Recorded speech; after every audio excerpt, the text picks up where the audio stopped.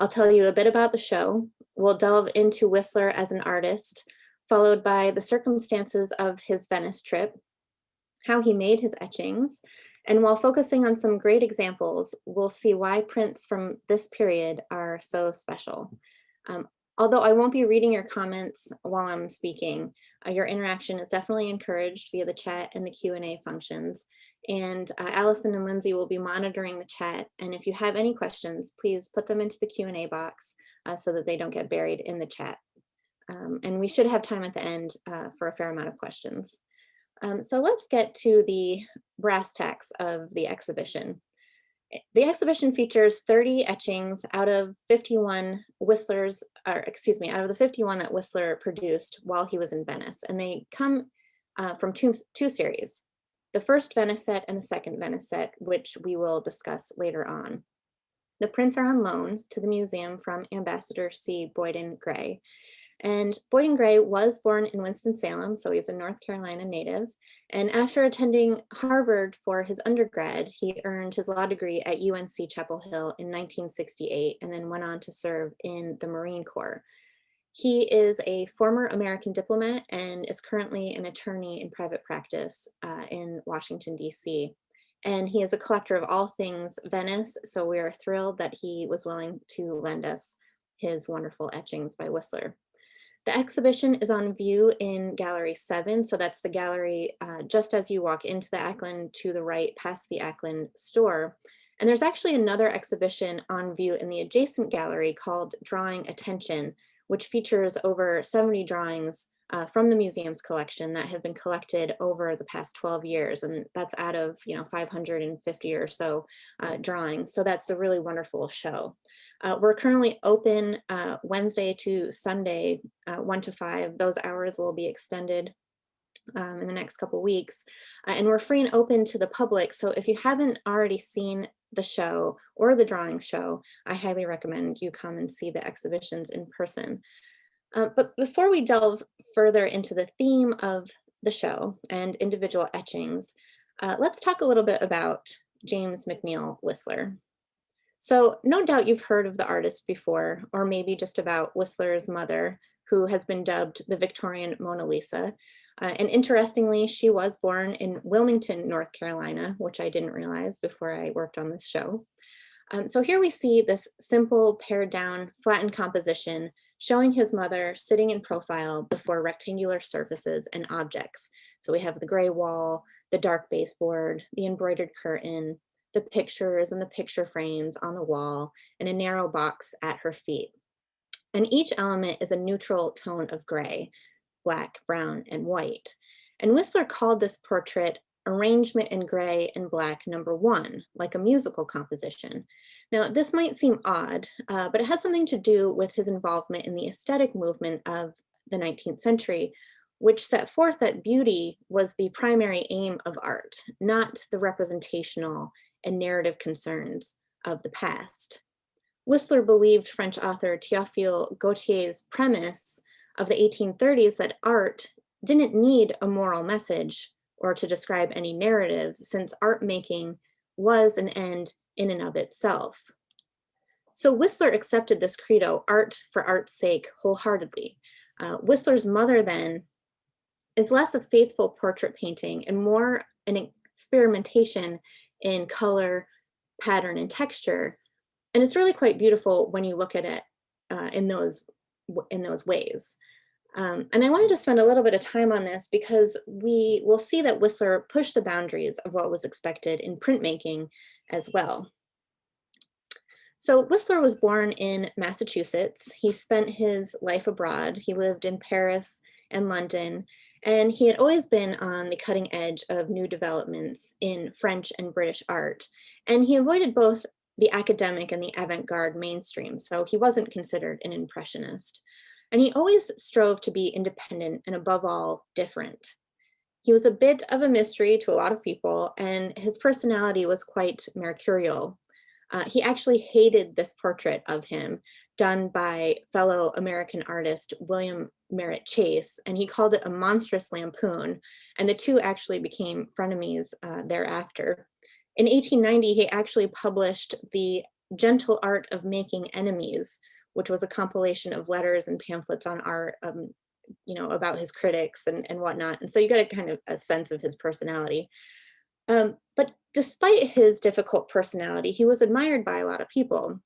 His aesthetic approach to art making attracted numerous followers throughout his career, including this artist, Mortimer Menpes. And he encouraged artists to recognize the pictorial possibilities of the urban landscape and to think about things like form, color, and mood in different ways. He was one of the most inventive, influential, and internationally respected printmakers of the 19th century, and he made nearly 500 etchings over a 50-year period. As a young artist, he recognized Etchings' ability to reproduce sketches that he quickly recorded on a copper plate. And as a more experienced artist, he explored the complexities of the technical process of making etchings and controlled the way he inked his plates to produce striking works that were at once dramatic, but also could be astoundingly subtle. His work sparked a renewed interest in the centuries-old printmaking technique, with many American, British, and French artists following his lead. In his career, he published or completed 11 published sets, 2 of which derived from his time in Venice, the first and second Venice set. So there are many different printmaking techniques, so I thought it might be helpful to briefly discuss etching.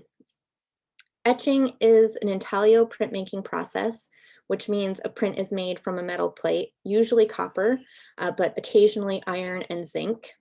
And in etching, lines are incised into the metal plate using acid, which creates grooves on the plate, which will then hold the ink. Okay, so in order to make the design, the plate is first prepared with a layer of acid-resistant varnish or wax, which is called the ground. So you see the ground being laid here. The artist then uses a stylus to scratch through the ground to expose the copper beneath it, and that is creating the design.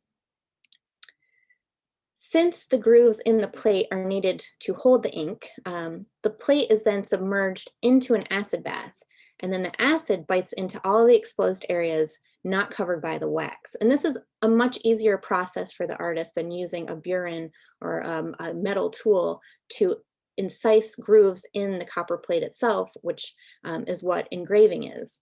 So etching is a lot easier. Once the plate is bitten to satisfaction, the artist then removes the waxy ground. Then the plate is inked, and the artist has to make sure all of the ink goes into those grooves and that the surface is clean of any inks. That is, unless they want to leave a very thin layer of what is called surface tone or plate tone, and that is for visual effects. And then once you have moistened paper, you place it over the print and you pull it through a press, and this results in an image that when pulled is in the reverse. So I wanted to go through this as a reminder, or for those of you who don't know how an etching is made, because this is going to be helpful in understanding Whistler's process for his Venice etchings. Okay, so by the 1870s, Venice had become a mecca for artists, writers, and tourists from both Britain and America. And Whistler had actually planned to go to Venice as early as 1876, but several issues prevented him from going at that time. The most significant was that he was the plaintiff in a libel case against artist and critic John Ruskin, who had criticized a painting of Whistler's in such a way that it effectively challenged Whistler's legitimacy as an artist. As I mentioned briefly earlier, during the 1860s, Whistler was one of the leading members of the aesthetic movement. So the emphasis on the autonomous value of art, that the quality of an object lay in its formal organization and not in its subject matter. In 1877, he sent this painting, Nocturne in Black and Gold, The Falling Rocket, a painting depicting fireworks exploding over the Thames in an ephemeral, atmospheric style, to the first ever Grosvenor Gallery exhibition. And rather than record the sight in meticulous detail, he expressed it through nuance and implication. So he captured the scene with swift brushstrokes and greens and blues, with dashes of light here and there to convey the excitement of the fireworks over the water. And there was really not a vocabulary in the mid-Victorian era for such a work that moved towards this kind of abstraction. In it, we see how Whistler influenced contemporary painters like Manet and Degas and later modern artists. But some contemporaries thought the painting was too casual and unfinished. In a harsh review, the artist and art critic John Ruskin wrote that he, quote, never expected to hear a coxcomb, and that's a vain and conceited man, ask 200 guineas, which is a relatively large amount of money, $20,000 approximately, for flinging a pot of paint in the public's face. Now, this is horrible. Ruskin was one of the most influential voices in the art world of the 19th century and had a major impact on contemporary views of painting and architecture. So this was not only a massive insult to Whistler, but he also smeared the way that Whistler produced his art, his artistic expression. His critique caused an uproar and called into question both the taste of the people who had already bought Whistler's work, but also any future patrons that Whistler might have. So Whistler sued him for libel, which was partly to get to open up the discussion about what art is, to open people's eyes. But also this was probably a business decision to help promote Whistler's public image, especially if he won, because he had a lot of debts that he had to pay off at that time. When asked during the trial if Whistler had charged 200 guineas for 2 days' work, which is how long he said took to do this painting, Whistler said, quote, "No, I ask it for the knowledge which I have gained in the work of a lifetime."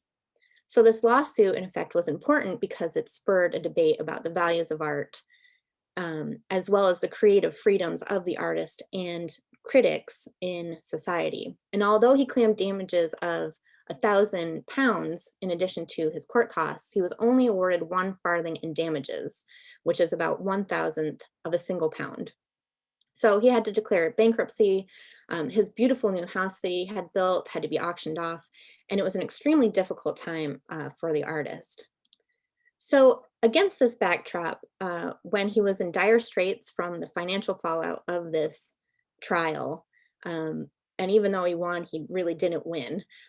He traveled to Venice, and he had been approached in 1879 by the Fine Art Society, which was a commercial gallery in London, to produce 12 etchings of the city over a 3-month period, which Whistler welcomed. He needed the money. He wanted to get out of town. He had already planned to go to Venice, so it was all good. The gallery advanced him £150 and expected him back by December 20th, 1879, at which point they would pay him £700 for the etching plates. Although in an early letter to his sister, in which he said, quote, I begin to rather wish myself back in my own lovely London fogs, suggest, that he might be homesick. Venice actually proved to be both restorative and transforming for Whistler. His time there released a flood of creativity and helped him back on his feet. And he found a seemingly endless source of subject matter and ended up staying for 14 months instead of the 3 months he had agreed upon, which of course definitely frustrated his patrons, but was absolutely worth it in the end, especially for us as viewers. During this time, he created 51 etchings, 100 pastels, and numerous paintings. And Whistler was enthralled with the city and was quoted as saying that Venice was, quote, an impossible place to sit down and sketch in because there was something still better around the corner. All of his etchings were done directly from nature, but then he fiddled and added and subtracted elements later to many of them. He carried his prepared etching plates with him and drew on the plate directly in front of his subjects. So his excuse to the Fine Art Society for not coming back in December when he was supposed to was due to the unseasonably cold winter Venice was experiencing, and that he was unable to etch in the bitter cold. In a letter that he wrote to one of the Fine Art Society members, he said, quote, the Venice, and he means his etching series, my dear Mr. Hush, will be superb. Only I can't fight against the gods, with whom I am generally a favorite, and not come to grief, so that now, at this very moment, I am an invalid and prisoner, because I rashly thought I might hasten matters by standing in the snow with a plate in my hand and an icicle on the end of my nose. This just gives you a taste of the kind of the way that Whistler was. Uh, so this is when he's doing pastels for the most part. But by March of 1880 and into May, he's back at the etchings, and by the summer, he's in full swing. And during that summer, a band of Americans arrived around May and into early June, and they were led by Cincinnati artist Frank Duveneck. And the group was based in Munich and are known as the Duveneck Boys. And there were about 9 of them in Venice at the time when Whistler was there. And he became friendly with them, and he really liked the view of the city from their lodgings. So they were living at the Casa Jankovic on the Riva San Biagio in Castello near the public gardens. And it was a substantial 5-story building, looked west down the Riva degli Schiavoni and south over the lagoon to the San Giorgio Maggiore. And today it's a pensione, it's still there. And Otto Bacher, one of the boys, recorded that he, Whistler that is, quote, liked our surroundings, was charmed with the vistas from our windows, and asked permission to come and sketch for them. A few days later, he came and worked from our windows, and this he continued to do almost daily. Sometimes he would work from one window with pastels, and from another window would begin another subject for late afternoon work, upon which he worked several afternoons until it was finished. About 2 weeks later, he decided to move from his quarters on the opposite side of the Grand Canal near the Church of the Frari to our house. And so Whistler ended up taking a room there on the upper floor. Here we see a drawing by one of the boys of Whistler sketching out the window, inscribed, "No doubt, this is Jimmy." Whistler not only liked the view from the Casa Jankovic, he also liked that Otto Bacher had brought a small printing press with him from Germany. So Whistler used this to make proofs of his designs in progress. So a proof is basically used by artists. They pull an impression to see how the lines are working, if they have enough ink, if the composition is how they want it to be going. And then there are state changes, which means each time an artist changes a plate and he prints it, this is considered a new state. So here I'm showing you 2 different states of the same print. The first state on the left and the 7th state on the right. And there are 7 out of 7 states of this. So you can see how drastically Whistler sometimes changed his compositions. And this is one of the important aspects of his creative process.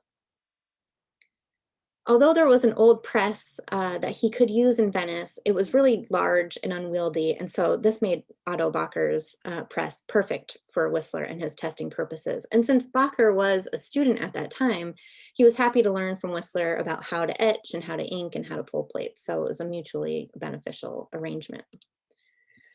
Whistler, who had been working in London, was not the first artist to make images of Venice. There had been a long tradition of British interest in representations of Venice. It was one of the greatest mercantile empires in the Mediterranean. Located in the center of a large lagoon in northeastern Italy, the city is built on a group of small islands that are punctuated by a network of canals and bridges, which produces like amazing and highly majestic vistas.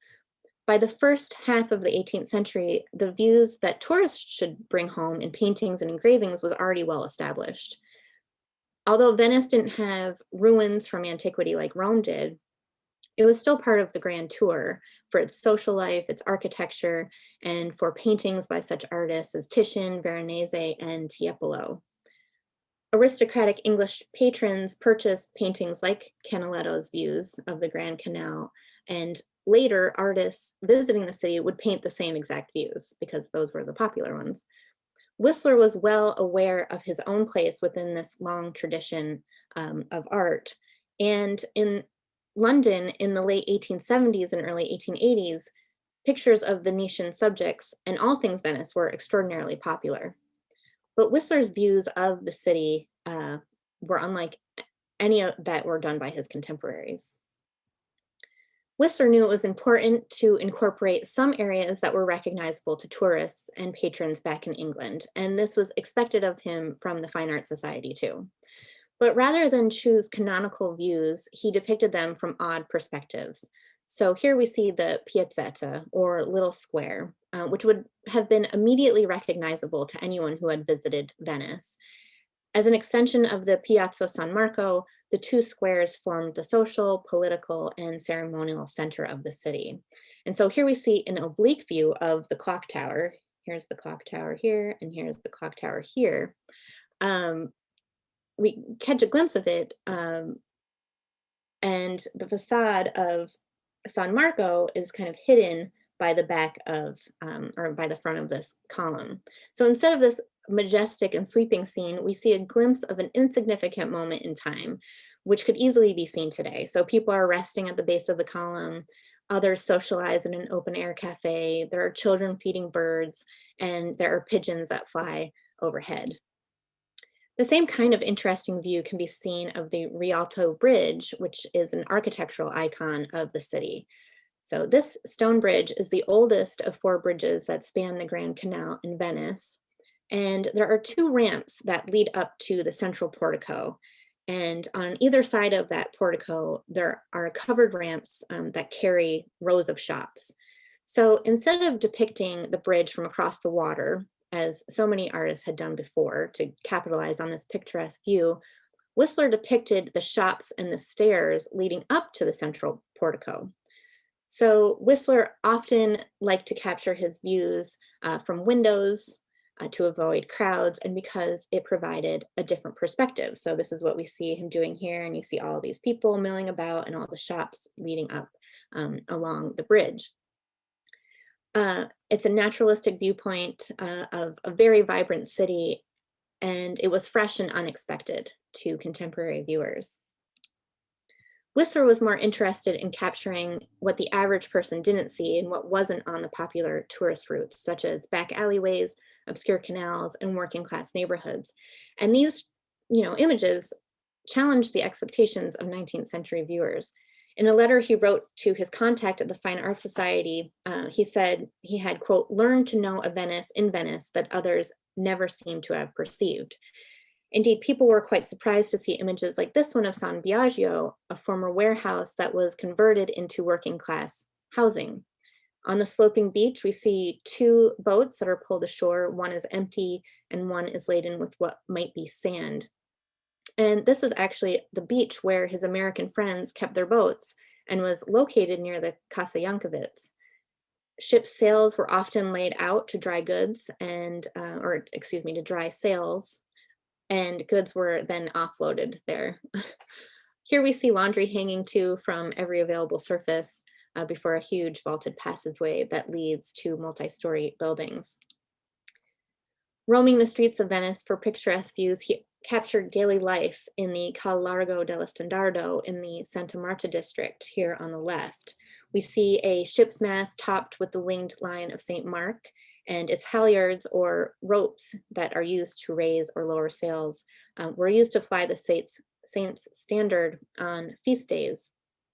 We also see a young man at the lower left who is conversing with a woman who is working either threading beads or making lace, which was a common way for women to make money at that time. Unfortunately, shortly after Whistler depicted this scene, the street and all of its homes were demolished as part of a redevelopment plan in 1882. In his etching Turkeys, which is on the right, Whistler captures a domestic scene off the beaten path in a small secluded courtyard. A woman feeds turkeys from a small barrel at her hip as they peck about in the foreground and on that large stone well in front of her. You can catch glimpses of women and children in the background up the stairs in the doorway, and there's a young man who's looking back towards us just beyond the well. And a subject such as this, where Venetians are engaged in their daily work, was much more interesting to Whistler than depicting fashionable society. In addition to depicting normal people, Whistler was also interested in the theme of the threshold, so the barrier between public and private, and the use of extreme contrasts of light and shadow. And he also played with viewpoint. So in addition to producing those bird's eye views from windows, Whistler also chose a direct viewpoint. He would hire a gondolier on a monthly basis to ferry him around back canals until he found a particular view or an interesting bit of architecture to depict. And so here we see two depictions of architectural facades from the point of view of the canal, where we see people at the threshold of their residences. On the left, a woman stands in the doorway of the Palazzo Gussoni, dipping a bit of cloth into the canal while an older woman stands behind her. You see chair legs hanging from the ceiling that are sketchily rendered and stacks of timber that rest against the wall, suggesting that this is a carpenter shop that opens to a sunlit courtyard in the rear. And notice how the light both punctuates the darkness and how it plays off the surfaces of the architecture, the objects, and the figures. Whistler's expressive use of line and attention to detail underscores the Renaissance facade's diverse textures, so the decorative relief carving that we see and the iron grillwork. To the right, the view is a little bit more distant, showing much more of the facade. And this scene also has much more of a narrative than the one to the left because of the suggestion of human interaction. So as three figures look on from the balcony above, a young woman stands in the doorway with her arms akimbo, so at her sides, speaking to the man standing in the small moored boat on the canal. And what is he saying? You know, is he apologizing for something? Is he asking to see one of the ladies above? We don't know. We can only conjecture about that.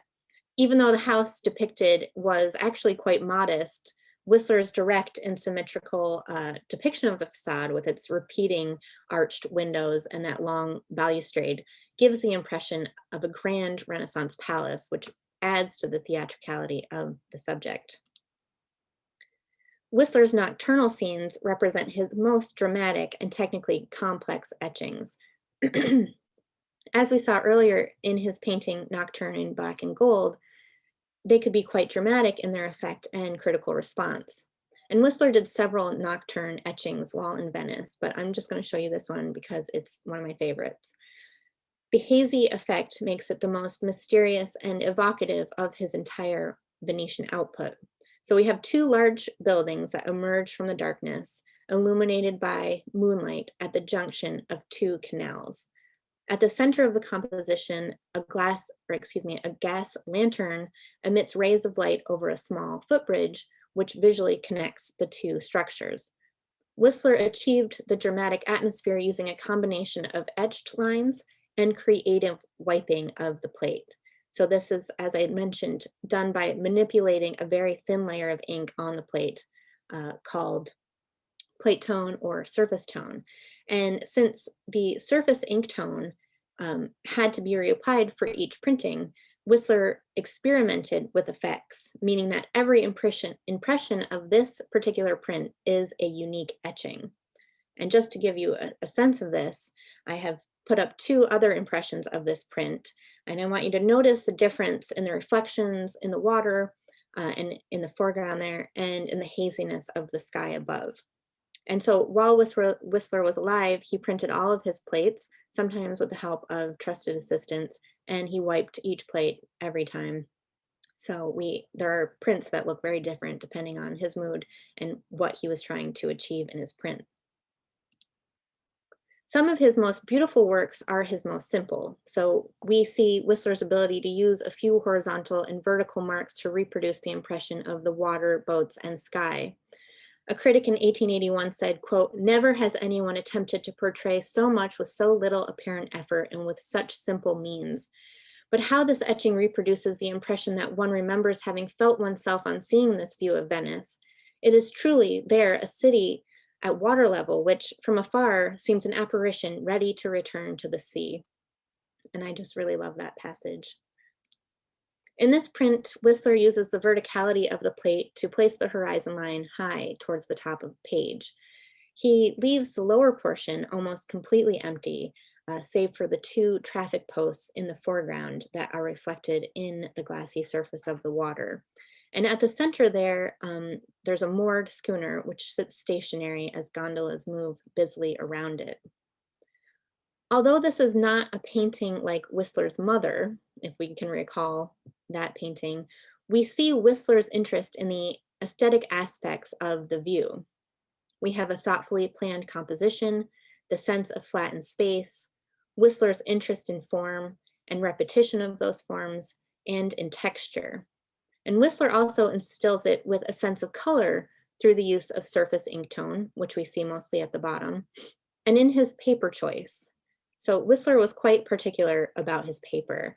And as I'm sure you've noticed, as I've been going through these slides, many of the prints I've shown are varying shades of gray, cream, and tan. He didn't like contemporary machine-made wove paper that was produced at the time because it was rather thick and didn't allow for subtle detail. Instead, he preferred Japanese paper, which is thinner, and antique laid paper from the 17th or 18th century. And he would actually scour secondhand bookshops, pulling end papers from books, and he would ask his friends in various cities to see if they could find him some of those too. So that means that you will often see the same print on different kinds of paper, which suited him because he liked to experiment with the aesthetic quality of his etchings. You'll also notice that there is a weird shape located at the lower right of this print and in other prints. And this is Whistler's butterfly monogram, which developed over time. Initially, it was a combination of J and W. The J was the torso and the W the wings, which eventually acquired antennae, veins, and a tail. And in 1880, he also began to trim his etchings to the plate mark, leaving a tab for his butterfly signature in pencil and sometimes the word imp, which is an abbreviation of the Latin impricit, meaning pressed or printed, which indicated that Whistler had printed the work himself. And so this was all part of Whistler's extreme care for the presentation of his work. So how did it go for Whistler at the end of his 14-month sojourn? After returning to London in the autumn of 1880, Whistler had to decide which of his 51 etchings would be included in his set for the Fine Art Society, which they had waited so patiently for. The 12 works were to be part of an exhibition at the Fine Art Society in London, after which a main print run would be made in the amount required for the published sets for distribution. So, which was initially agreed upon, there would be 25 sets. So initially he was supposed to make 300 impressions in all. This increased. Sold by the Fine Art Society, it was called Venice, a series of 12 etchings. And what's interesting about this set is that Whistler chose the first 12 from the 51 he had completed over the course of the 14 months. So they're a mixture of early and late scenes. They're divided by horizontal and vertical formats with a variety of subjects and figures, with something that would appeal to both the discerning the discerning connoisseur and the armchair traveler alike. The exhibition for the first set was extensively reviewed in established newspapers and art journals, and it had a wider coverage than usual for an etching show. And I should mention that during this period, etching was still in a revival process, with many people feeling it was for amateurs and not to be accepted as a medium for creating works of art.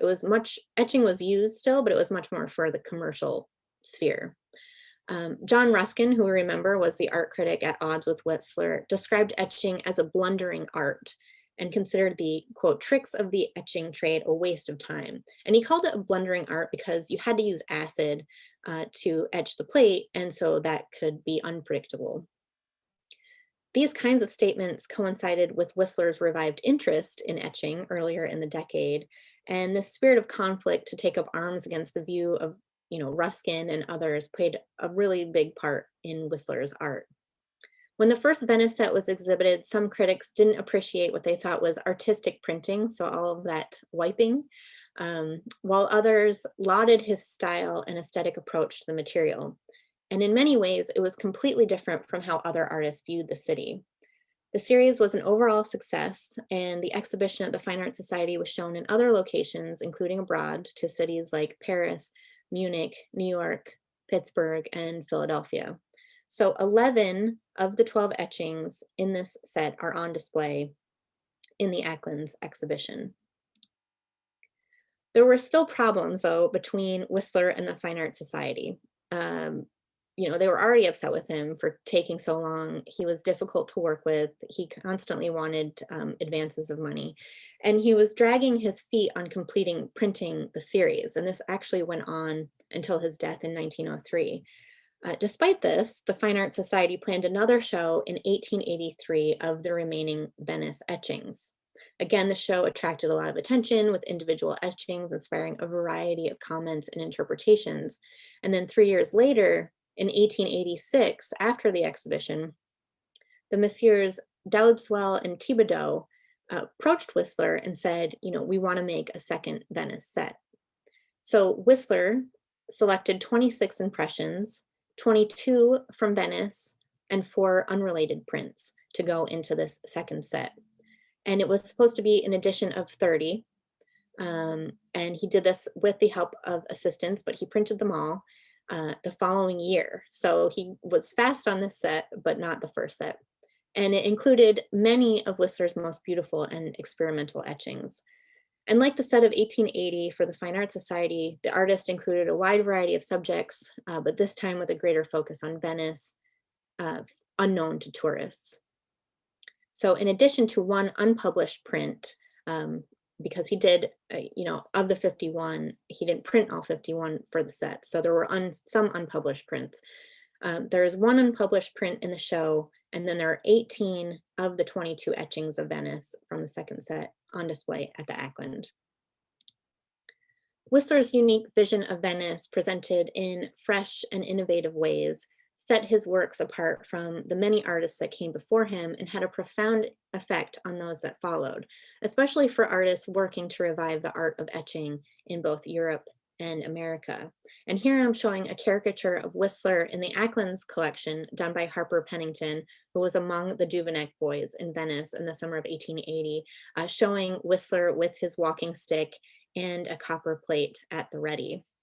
And we are so pleased to have had the opportunity to borrow these works from the collection of Ambassador C. Boyden Gray. So we thank him wholeheartedly. And I hope that this overview of Whistler's time in Venice has prompted you to want to come to the Ackland to see the works in person. It's so important. Prints are an intimate object, prints are intimate. They beg you to look at them up close and personal. So I really hope that you do come to look at them in person. In addition to the chat text next to each print in the show, I've also produced a self-guide that you can pick up outside of the show, which offers a bit of information about the boats that you see in 6 of the prints. So many thanks for your attention, and I would be happy to take any questions you might have. So I'm going to stop sharing my screen so Allison can pop on. Galleries now through September 12th. So please check our website, ackland.org, for the latest updates to our hours and our current pandemic-related policies for visitors to the Ackland on campus. While you're on our website, I hope you'll check out our calendar to find more upcoming Visions of Venice events, including Family and Friends Sunday on July 25th, which includes a live virtual tour of the Whistler-designed Peacock Room at the Smithsonian's Freer Gallery. We are also inviting folks to read Italo Calvino's Invisible Cities with us this summer, and then to join us for an art and lit book discussion program held virtually on September 9th. For registration information on both of these programs, as well as other programs, please visit ackland.org or follow the links that we've pasted in the chat. Thank you, Lindsay. So thank you again to everyone for being here this afternoon. We look forward to seeing you again soon.